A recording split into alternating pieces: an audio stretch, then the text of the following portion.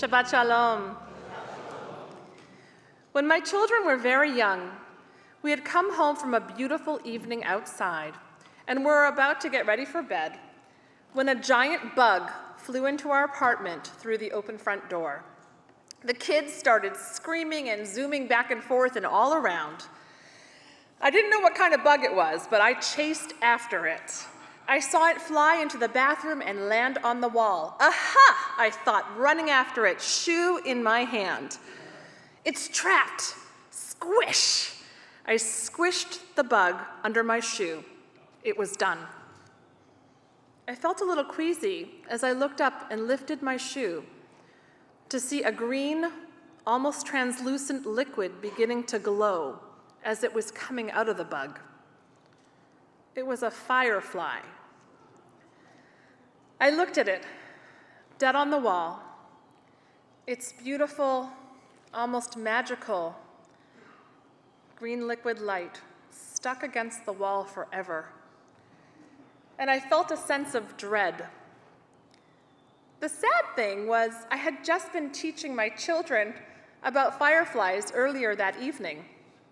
We had been marveling at how they lit up areas along the path on the way home from the park. And I felt so badly for having killed one. Its liquid light stayed on my wall for quite some time, a reminder of my transgression. In the Talmud, we read that fear depletes a person's strength. It is exactly in the moments of fear that we find ourselves making poor choices, going the wrong way and tuning in to the wrong signals. Fear is a taskmaster. We simply follow our feelings rather than slow down and be rational. Fear acts on our sympathetic nervous system and literally frightens us into acting impulsively. Think about a time when you were really scared and acted impulsively in the face of fear. Of course, we know that fear is a very important instinct that keeps us safe and leads us to make totally warranted, even life-saving decisions. That's not what I'm focusing in on tonight. Rather, I am interested in thinking about the more irrational and unwarranted fears that spontaneously or unconsciously push us towards making poor decisions. Let me put it this way. It's like inflammation to the body. When we get hurt, our body quickly surges in an attempt to relieve the stress. This kind of attention on a cellular level contributes to inflammation in the body and is part of an effective healing mechanism. For example, when a cut, bruise, or rash needs to heal. However, if inflammation becomes chronic, the body reacts as if there is trauma where there is not, and this can lead to all kinds of problems and illnesses. Fear acts just like inflammation. Healthy fear is healthy. Unwarranted fear leads to problems. There is a correlation between unwarranted fears and transgression itself. How many of us have had our judgment clouded in a moment of trepidation? Maybe we sent an email out way too quickly before calming down. Or maybe we threw money away because we were anxious and fearful and did not properly assess the issue. In this week's Torah portion, the Israelites are wandering in the desert on the cusp of the Holy Land. Moses sends in a group of 12 Israelite spies to go into the land to bring back a description of what they see. When they return, the spies famously describe the land as flowing with milk and honey. But the majority of them also say that there are problems. The people who live there are giant and would squash the Israelites as if they were tiny grasshoppers. The spies got spooked, and the people they saw became outsized as if they were giants. This was an illusion of the imagination, and it came from fear.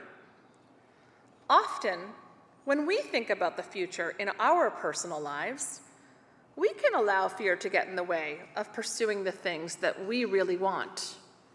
Fear, acting like its demonic self, will do a good job of convincing us to take the low road or the overly cautious route. But of course, it is only natural when we think of the future that we are sometimes afraid. This is part of what it means to be human and vulnerable to the great existential truths that rule over humanity. We are mortal. We will all fail in ways large and small. We all come to the same end. Yet there is so much potential in the moments we do have, and potential in the choices we can make about our lives. So, how do we limit fear's role in guiding such choices? Here are 3 Jewish sources that offer us guidance. First, a midrash. A man walks down the road when all of a sudden he is surrounded by a pack of dogs. They are barking loudly and jumping as they circle around him. The man feels terrified. He looks around for a way to escape, but the dogs surround him completely.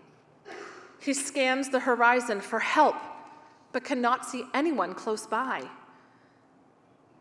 So he takes a breath, looks down at the dog, and very, very gently pulls out his hand face up and allows one of the dogs to sniff his hand. The dog seems to calm down a little bit. So the man takes a deep breath and slowly, gently lowers his body to the ground and sits, cross-legged in the center of the circle of dogs. The dogs approach him, but their barking has stopped. They are no longer frightened of the man, and the man is no longer frightened of them. There is a deep teaching in this story about the need to recognize fear in both ourselves and others, and to combat it with empathy.